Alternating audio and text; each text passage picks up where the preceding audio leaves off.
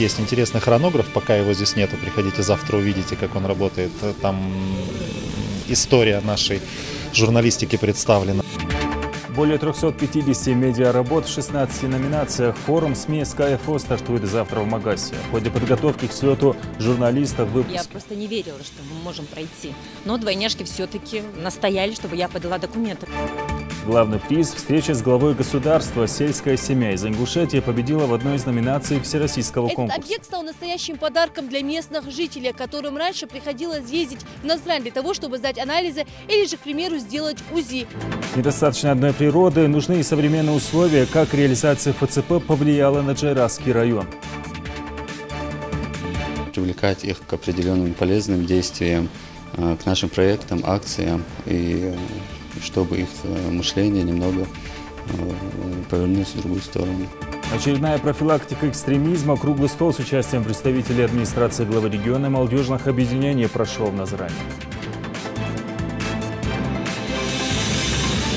Мне нравились, как танцуют эти девушки в таких длинных платьях. На сцене озорные девчата. Детский ансамбль из Ингушетии участвовал в фестивале «Дружба». С какими эмоциями они вернулись из Кабардино-Балкарии? На телеканале Ингушетия информационная программа «Новости-24». В студии Амирхан Зортов. Здравствуйте.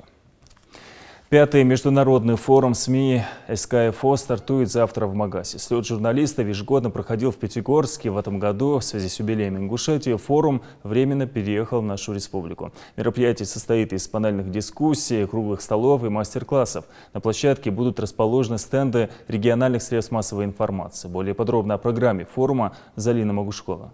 4 года подряд представители медиасферы СКФО собирались в Пятигорске, чтобы обсудить вопросы повышения эффективности работы СМИ. Но в прошлом году глава Ингушетии Юнусбек Евкуров предложил сделать форум мигрирующим и провести следующий в Магасе. Теперь форум СМИ выходит на новый уровень. Впервые в форуме принимают участие и иностранные делегации. Раньше такого не было.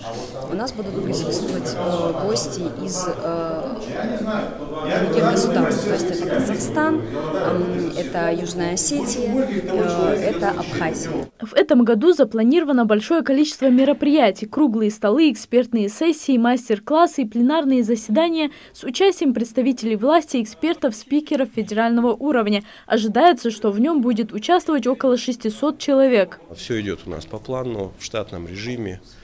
Гости все уведомлены. Уже сегодня начинаем встречать наших гостей, которые завтра будут уже принимать участие в форуме. Главные мероприятия форума пройдут в здании научной библиотеки ИНГУ. На 2 этажах выделено 8 выставочных площадок. Оргкомитетом была проведена жеребьевка, которая решила, где и какой регион Северного Кавказа разместит свои экспозиции. Каждый регион до самого открытия будет работать над подготовкой площадок. Участники слета всех секретов не раскрывают, но обещают, что постараются удивить гостей и коллег. Самое интересное, я думаю, что людей будет привлекать, это, разумеется, яркие картинки, которые они увидят на 4К дисплеях, и плюс они увидят студию, которая будет работать в реальном режиме. Будем проводить прямые трансляции, прямые включения с форума, с гостями и спикерами. То есть они расскажут нам о работе форума, об их вообще впечатлениях о Кавказе. Передача будет называться «В Дагестане ОК», она будет доступна для просмотра в прямом эфире и в записи.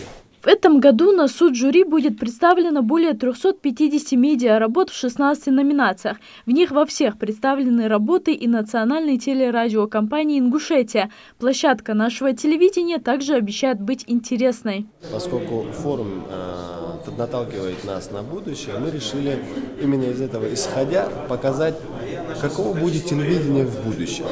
Я не буду раскрывать все секреты нашего стенда, но мы постараемся отобразить там, как будут вестись программы в будущем, когда не нужны будут корреспонденты, когда корреспонденты смогут делать работу удаленно. Им не придется приезжать на телецентр, не придется приезжать в студию.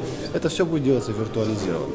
Чеченская делегация на 5-й форум СМИ приехала в составе 40 человек. Это журналисты и руководители крупных средств массовой информации.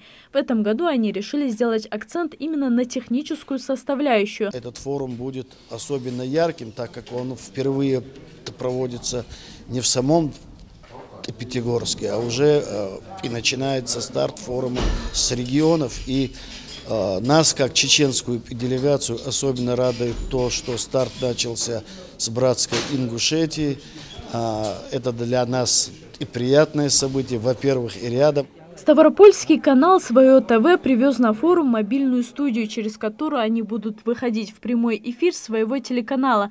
Ставропольцы обещают несколько дискуссионных площадок на разные темы, в которых смогут принять участие и зрители, и гости форума. Подобное уже было на одном из форумов и прошло настолько успешно, что телеканал решил это повторить. Но и это не все.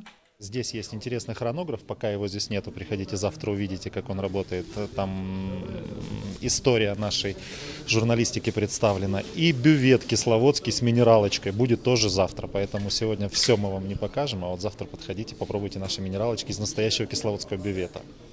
В рамках форума представители СМИ надеются подписать соглашение с Российской ассоциацией по связям с общественностью о создании Северокавказского отделения РАСО, а также с региональным общественным центром интернет-технологий об учреждении нового форума «Цифровой Кавказ». Залина Могушкова, Лейла Гайсанова, Хаваш Гуйгов, Мухаммед Миржоев. Новости 24.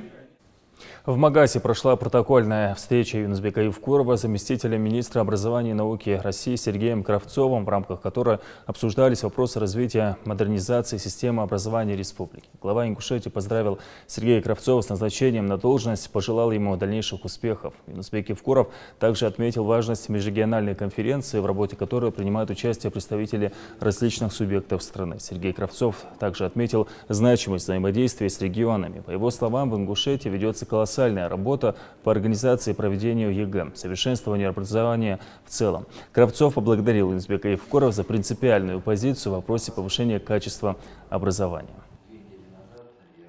Мы все с вашей помощью довольно серьезно подняли уровень не то что единого государственного экзамена. Это экзамен, это понятное дело, там этап прошел, да.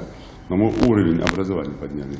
Уровень ответственности педагогов подняли. И самое главное, подняли уровень родителей по отношению к своим детям. Мы это сейчас уже видим. Поэтому, конечно, ваше назначение на должность заместителя министра – это достойный выбор, в том числе Ольга Юрьевна Васильева. И я уверен, что вы ей будете надежным помощником. А мы дальше уже будем в новом качестве с вами общаться, работать и жить. Но и сегодняшнее ваше мероприятие, которое мы сегодня-завтра проводим в республике, они очень важны. Спасибо, что вы выбрали Республику Ингушетия. Это тоже определенный такой подарок 25-летию республики. Ну и я уверен, что ответственность и Министерства образования республики, потому что после таких конференций задач еще больше, мотивации еще больше.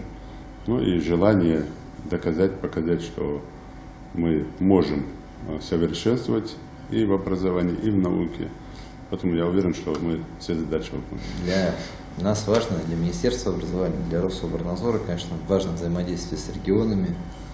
Действительно, ту колоссальную работу, которую вы ведете и по организации единого государственного экзамена, и в целом образования, действительно, ЕГЭ – это элемент, важный элемент, но который влияет на родителей, на учителей. Мы уже подошли к тому моменту, что нужно работать с директорами школ. Не случайно в республике сегодня пройдет большая конференция, в которой участвуют порядка 15 регионов. Из 15 регионов приезжают лучшие директора, которые вошли в 500-ку. Они обмениваются опытом, они уже 3 дня здесь работали. Я тоже уже слышал, что они для себя по-новому открывают республику. Конечно, они не ожидали увидеть той красоты, которая здесь есть. Это тоже очень важно. Позже глава Рособорнадзора выступил на межрегиональной конференции по обмену лучшими практиками управления образовательными организациями, которая впервые проходит в Ингушетии, где он заявил, что результаты сдачи единого государственного экзамена в регионах Северокавказского федерального округа за последние 2 года улучшились в 3 раза. В ходе выступления Сергей Кравцов сделал акцент о проделанной работе в системе ЕГЭ, а также по улучшению качества образования в России. Участники форума обсудили роль руководителя в управлении современной школой, вопросы, связанные с профессиональной компетентностью директоров, управлением качеством образования, а также с лучшими практиками организации и проведением государственной итоговой аттестации. В ходе конференции глава Ингушетии отметил серьезные изменения в развитии системы образования в регионе. По его словам, вместе с укреплением материальной базы происходит совершенствование учебного процесса, улучшается практика управления образовательными организациями. Здесь, по-моему, второй год подряд по инициативе и главы республики, Министерства образования республики проходит процедура, новая процедура объективного назначения директоров школ, когда в прямом эфире на республиканском телевидении идет трансляция этой процедуры. И сегодня те директора, которые прошли эту процедуру, действительно являются настоящими директорами, они показывают хорошие результаты. Мы эту практику поддерживаем. И в следующем году мы планируем провести такое исследование, национальное исследование управленческого корпуса. Это и формирование затем кадрового резерва, действительно, чтобы директорами становились лучшие люди, которые, во-первых, хорошо знают учебно-воспитательный процесс, во-вторых, которые имеют и управленческий опыт. Поэтому решение многих задач зависит, конечно, и от вас. Процентов 60 как минимум времени ребенок проводит в школе.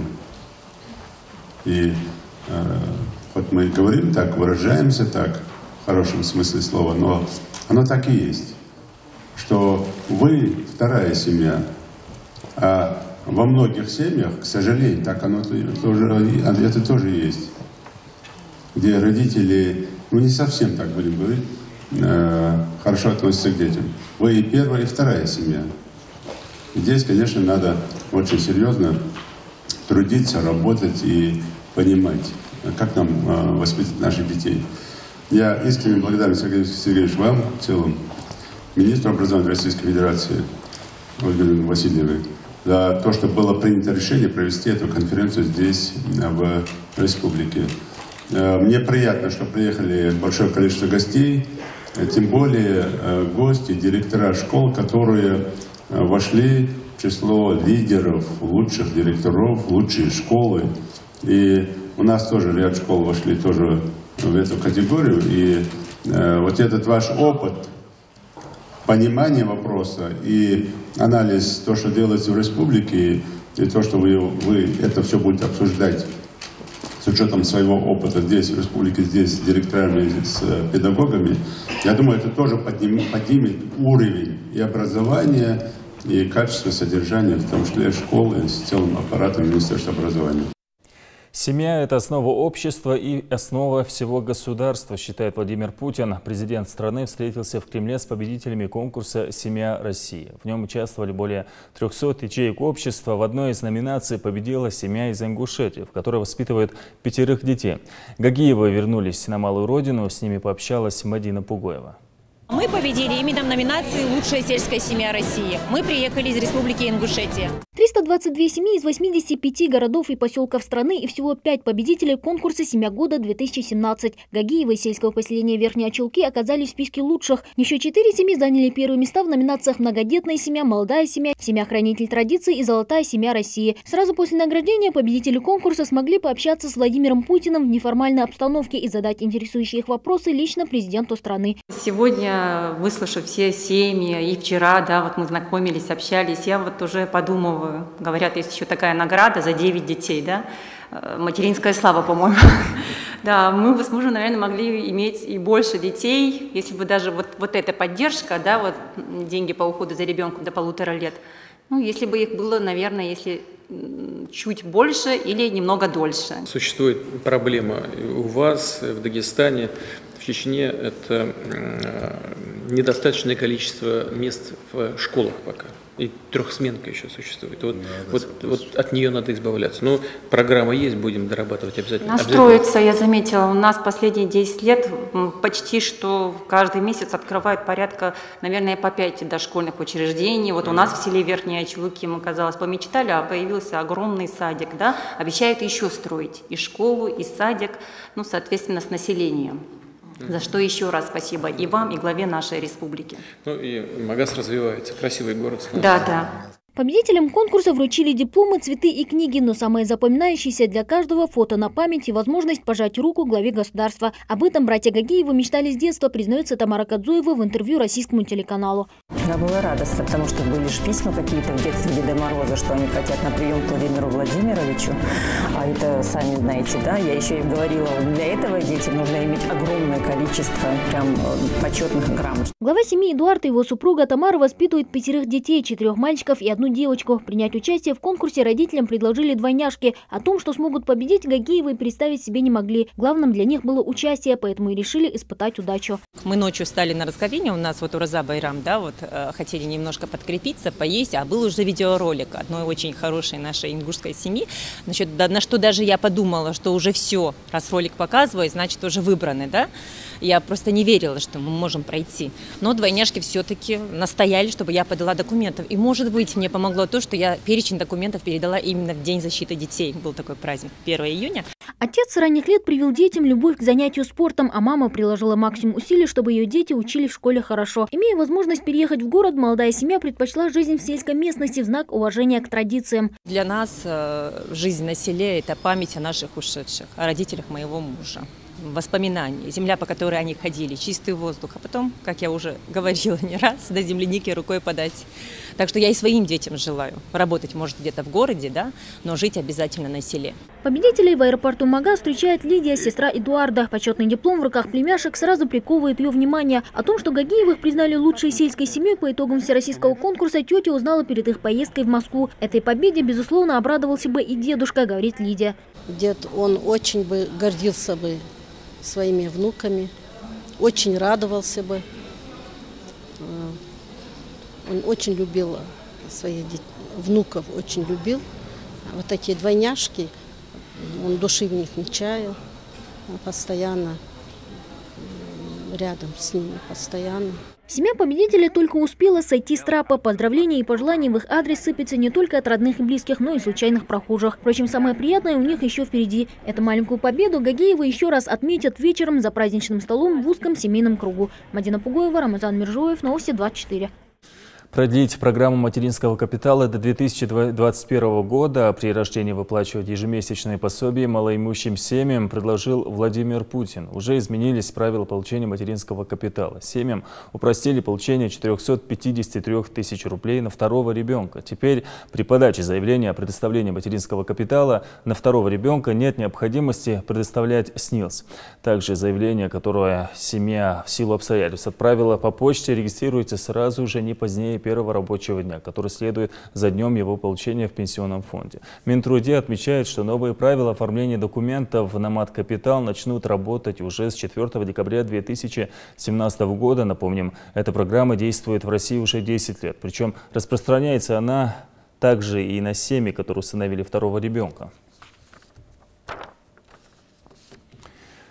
Второй день межрегиональной конференции по обмену опытом лучших педагогов прошел в форме дискуссии. На нескольких площадках прошли беседы и обмен мнениями с ингушскими коллегами. На одной из таких площадок в столичном лицее была принята резолюция. Основные ее положения – улучшение качества образования и управления в современных школах. Также вопросы, связанные с профессиональной компетентностью директоров и преподавательской подготовки учащихся к итоговой аттестации. Главный акцент ставился на то, чтобы привить учащимся интерес к знаниям. Речь шла и об обмене и применении лучших преподавательских практик в школах, а после совещания лицей порадовал гостей концертом. На эту конференцию мы пригласили одних из самых лучших директоров школ не только Москвы, но еще 15 субъектов Российской Федерации. Пригласили их для очень простой цели, чтобы они рассказали и поделились своим опытом формирования эффективных школ и эффективного ведения учебного процесса в своих школах. Поделились со всеми директорами и завучами школ Ингушетии. Мы единая страна, мы должны передовым опытом делиться со всеми школами. Районная больница, школа, заведение для занятия спортом, реконструкция детского лагеря Эрзи, создание новых рабочих мест для населения. Условия жизни ингушских горцев в последние годы заметно улучшились. Крупные объекты, построенные в Джарахе, результат успешной реализации федеральной целевой программы. Сейчас образование и медицина легко доступны жителям горного района. А это самое главное. Репортаж Рины Цичуевой. Джарахский район по праву называют самым красивым уголком в Ингушетии. Здесь за последние годы открыто несколько социально значимых объектов, благодаря чему смогли трудоустроиться более 700 человек.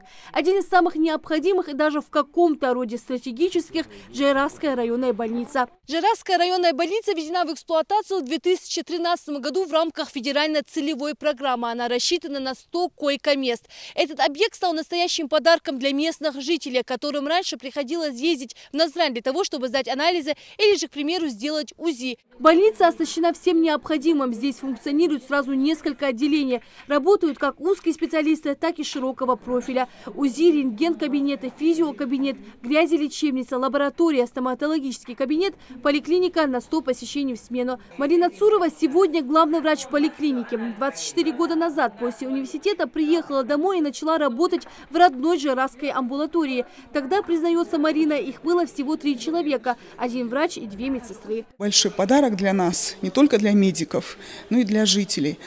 Ну, медики, мы действительно, мы-то трудились и так в таких условиях, да, можно сказать, не имея никаких условий. Ну, а теперь вдвойне мы уже отдаемся с радостью, мы получаем удовлетворение от своей работы, потому что мы можем в полной мере оказать специализированную помощь всем нашим больным, которые находятся здесь на лечении. И действительно, местных жителей очень радуют эти условия. Качественная медицинская помощь, чистый горный воздух и просто сказочный вид из окна. За время нашей съемки к нам подошли несколько пациентов со словами благодарности федеральному центру и коллективу больницы за возможность получить медицинскую помощь на месте.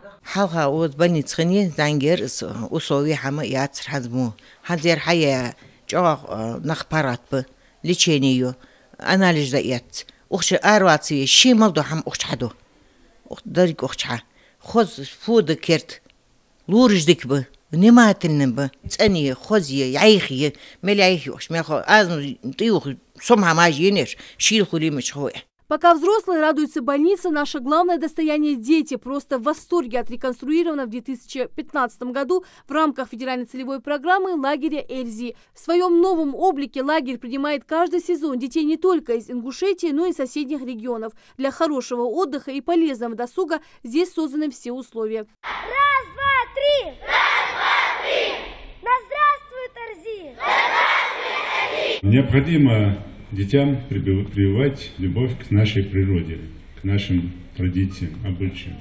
Это как раз то место, где это нужно делать. Для этого надо приглашать сюда и водить детей с экскурсоводом на башенные комплексы, рассказывать обычаи, традиции. В горном районе построен ряд объектов, которые не входят в федеральную целевую программу, но введены в эксплуатацию при поддержке федерального центра. К примеру, в Джарахе построена школа на 550 ученических мест. Школа технически оснащена всем необходимым. Помимо ФЦП развивается Джарахский район благодаря поддержке Роснефти. Для улучшения водоснабжения, так как в 2012 году у нас были новые водопроводные ветки в каждом сельском поселении построены, необходимости так острой проблемы, как в других районах республики, не было. И было построено 5 каптажей. На данный момент они действуют. И это было сделано именно для очистки этой воды, которая подается в 5 населенных пунктов. Благодаря построенным в районе объектам у сотен жителей появилась возможность получить образование, медицинскую помощь, заниматься спортом, словом, развиваться во всех направлениях. И это еще не все. В планах у властей еще большее преобразование района. Рина Цичуева, Адам Далаков, Новости 24. ГИБДД подготовила новый регламент по осуществлению контроля над автомобилями, в реконструкцию которых внесены какие-либо изменения. Нововведение призвано облегчить жизнь водителям, которые решили внести изменения в конструкцию собственной машины. К примеру, установить газобаллонное оборудование, нестандартные колеса, лебедку для езды по дорожью, бездорожью или кенгурятник. Напомню, в настоящее время, чтобы согласовать дополнительное оснащение транспортного средства, автовладельцы вынуждены несколько раз посещать ГИБДД и испытательные лаборатории. лаборатории, тратить десятки тысяч рублей и несколько месяцев. Согласно новому регламенту, автовладельцу нужно будет обратиться в отделение ГАИ лишь один раз и предъявить всего 2 документа: сертификаты на компонент и заявление-декларацию о его установке в автосервисе. В случае, если инспектор технадзора обнаружит какие-либо несоответствия, автомобилиста направит в лабораторию для прохождения дополнительной экспертизы. Представители администрации главы региона, общественных организаций, молодежных советов и волонтеры стали участниками круглого стола на тему противодействия экстремизму. Встреча проводилась совместно с общественным фондом социального развития «Генезис». Марем Мистоева продолжит. Участники круглого стола точно знают, что от воспитания сегодняшней молодежи зависит будущее целых народов и последующих поколений. Терроризм и экстремизм как рак стремительно поглощают Восток и пытаются подобраться к регионам Кавказа, вербуя молодежь в свои ряды. Но неокрепшие умы всячески пытаются защитить как органы власти, так и представители общественных организаций. Сегодня это одна из самых актуальных проблем. Соответственно, такого рода встречи, форумы, обсуждения совершенно необходимы для того, чтобы различные субъекты гражданского общества, которые в этом процессе задействованы, в процессе профилактики, противодействия, встречались, обсуждали, обменивались опытом, могли предложить какие-то новые, возможно, инструменты, формы, механизмы работы разрабатывали. Не быть марионеткой в руках вербовщиков и не поддаваться манипуляции – вот чему важно научить молодежь. Причем манипулируют молодыми людьми чаще через их любовь к религии. И по мнению собравшихся, методы борьбы стоит искать там же. Например, чаще проводить конкурсы по чтению священного Корана, в которых обычно принимают участие десятки молодых людей. Мы проводим очень частые встречи, диалоги, где мы можем выявлять таких лиц с такими наклонностями и работать с ними, привлекать их к определенным полезным действиям, к нашим проектам, акциям, и чтобы их мышление немного повернулось в другую сторону. Методы борьбы у всех разные, цель одна. И каждый, кто возвращается из той же Сирии, говорит только о том, как ошибался и был неправ, считая, что эта идеология имеет какое-то отношение к исламу. Но даже от тех, кто совершил ошибку, в нашей республике не принято отворачиваться. Все они проходят реабилитацию и адаптацию, снова вливаясь в мирную жизнь. У нас функционирует республиканская комиссия по социализации лиц, которые были замешаны в этих проявлениях, в незаконных вооруженных формированиях, семьи, дети, членов НВФ. И в этом году мы проделали хорошую, на мой взгляд, работу. В 17 семьях мы устроили детей в садики, в школы по месту проживания. Несколько лиц устроили на работу. У терроризма нет религии и нет национальности. Такая беда может прийти в любой дом. И профилактика в этом вопросе очень важна, так же, как и всестороннее развитие ребенка, чтобы на дурные мысли не было свободного времени. Марем Мистоева, Рахман Цуров, Новости 24. Фабрика по производству агрокартонных изделий в Карабулаке намерена расширить сотрудничество с региональными компаниями, нуждающимися в ее продукции. Руководство предприятия отмечает, что фабрика постоянно работает над улучшением качества производимого товара и рассматривает варианты снижения цены. На днях была достигнута договоренность о дальнейшем сотрудничестве картонажной фабрики с сетью магазинов для гурманов, компаниями Абанхи, Импромсервис, с Малгобекским заводом по производству светодиодного осветительного оборудования и другими. На сегодняшний день наиболее крупными заказчиками фабрики являются общество с ограниченной ответственностью АТМ, УМКА, РЗИ и тепличный комплекс в Новом Реданте. Анализ почвы на наличие загрязнения нефтепродуктами, токсикологическими веществами и на достаточность питательных веществ в почве проводит Россельхознадзор Республики. Отбор образцов почвы сельхозугодия провели в республиканских унитарных предприятиях. Все 90 проб будут исследованы в Ставропольской лаборатории. Эта работа направлена на улучшение качества земель и повышение урожайности сельхозкультур. Результаты анализов сопоставят с госстандартами. Если определится наличие загрязнения в почве, то станет основанием для внеплановой проверки по согласованию с органами прокуратуры. Если же в почве не хватает питательных веществ, Россельхознадзором будут даны рекомендации по улучшению плодородия. Отбор почвы производится на поверхности и на глубине до 20 сантиметров. Мы пользуемся так называемым конвертообразным способом, то есть на 20 гектарах конвертообразно отбираем по 4 краям, и в центре получается комбинированная проба. Общая масса пробы должна быть не менее 500 грамм, то есть полукилограмма. По окончании отбора пробы обязательно осуществляется фиксация координат спутниковых. У нас имеется навигатор. И каждой пробе привязываются конкретные ее координаты. То есть всегда можно проверить, в каком конкретном месте было осуществление отбора проб. С начала будущего года все регионы страны должны перейти на выдачу электронных ветеринарных сертификатов. Это касается мясокомбинатов, птицефабрик, производителей морепродуктов и так далее. Новшество значительно упростит процедуру сертификации товара. На смену бумажной волоките приходит электронная система веб-приложения «Меркурий». Подробности у Амины Боковой. От поля до тарелки проследить за качеством продукции животного происхождения, а также исключить из оборота некачественную и опасную продукцию и предотвратить распространение заразных болезней животных. Главная тема совещания ветеринарного управления региона. А если говорить точнее, то переход на электронную ветеринарную сертификацию. Ведь на сегодняшний день это единственное решение проблемы. С 1 января 2018 года полностью на всей территории Российской Федерации внедряется электронный ветеринарно-сопроводительный документ. Сейчас в стране действует бумажная ветеринарная сертификация. По факту это простой осмотр документов и формальная проверка продукции на безопасность и пригодность для употребления. Россельхознадзор уже давно планирует заменить такую сертификацию на более современную, электронную. Для этого будет использовано веб-приложение «Меркурий». Его можно открыть прямо в браузере и вписать все необходимые данные о товаре, чтобы получить сертификат. К тому же больше не придется возиться с бумагами. Достаточно знать номер сертификата, по которому можно проверить, что за продукты перевозятся и каково их происхождение. Согласно приказу президента Владимира Путина, к январю нового года все регионы страны должны перейти на эту систему. В Ингушетии этот вопрос решается уже сейчас. Там, где сегодня еще не полностью не внедрено все это, чтобы буквально в течение ближайших 10 дней, 2 недель, чтобы полностью эта работа была зациклена. В целом, Госветслужба уже внедрила это. Сегодня это лучше поставлено, и даже само по выдаче ветеринарно-сопроводительных документов уже в Сунжском районе, Малгобекском районе, эти населенные пункты, входящие в эти районы, они более уже успешнее работают с внедрением этих.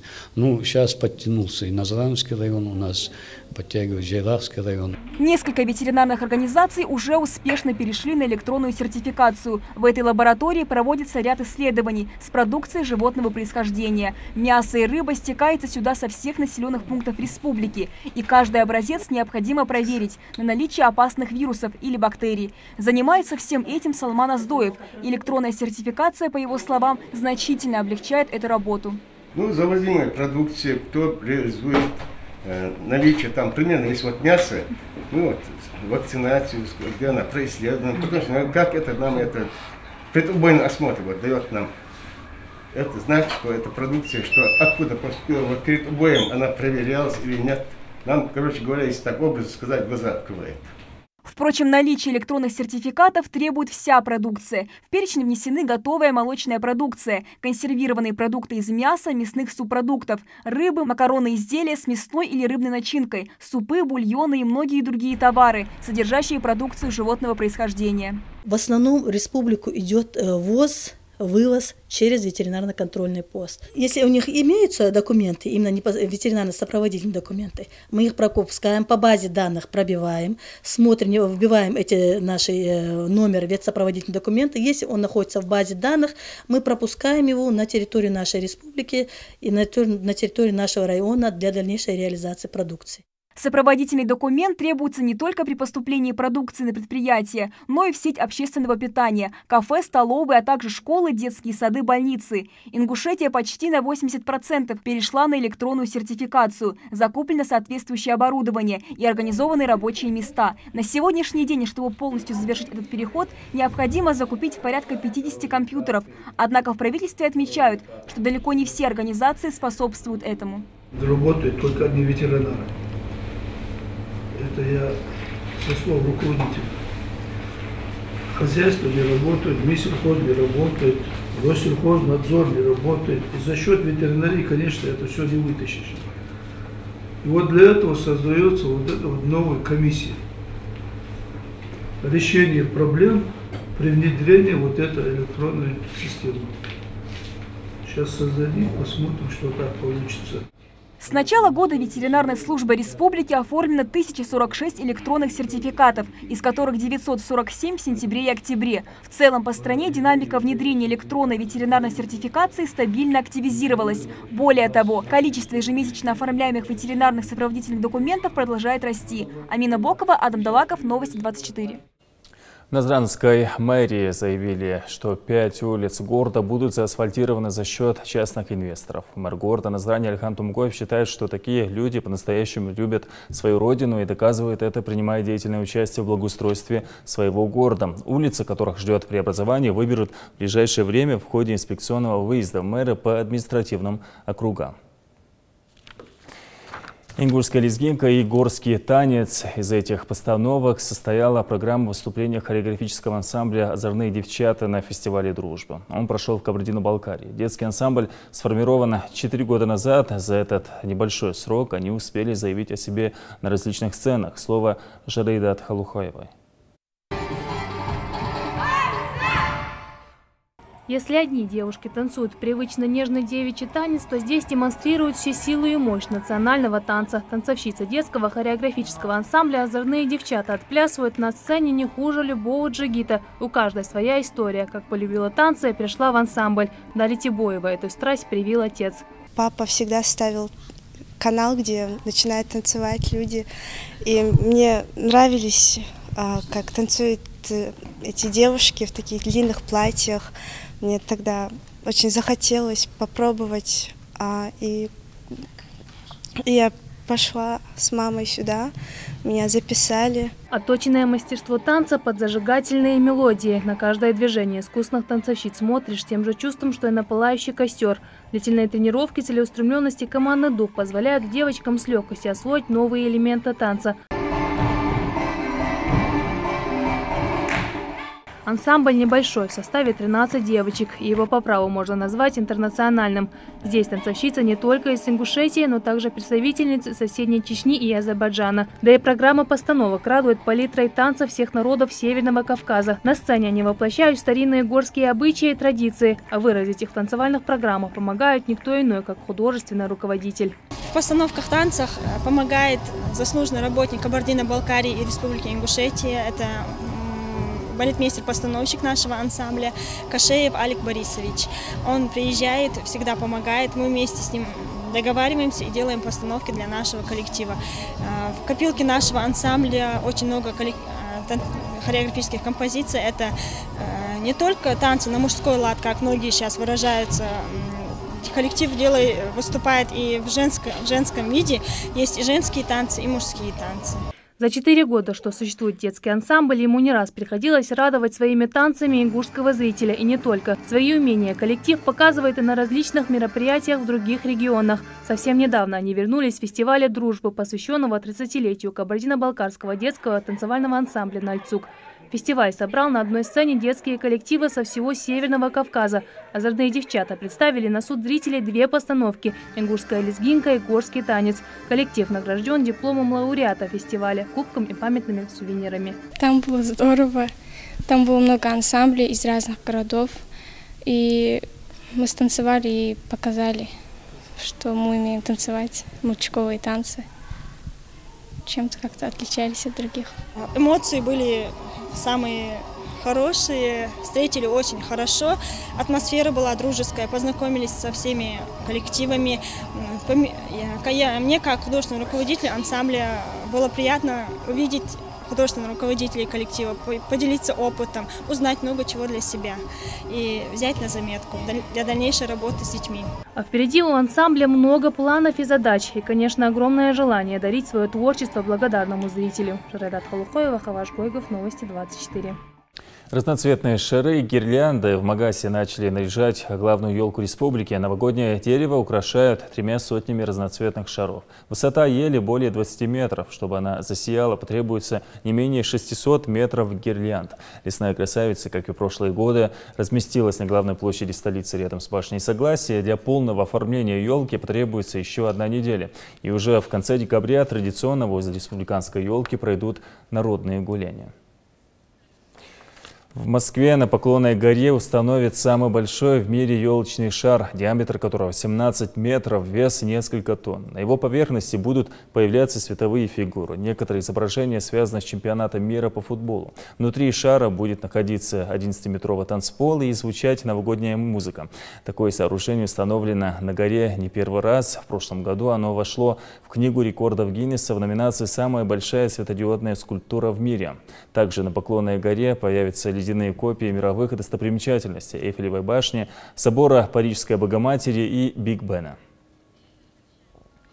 Таким был этот день. Смотрите новости на телеканале 20 Ингушетия. Всего доброго.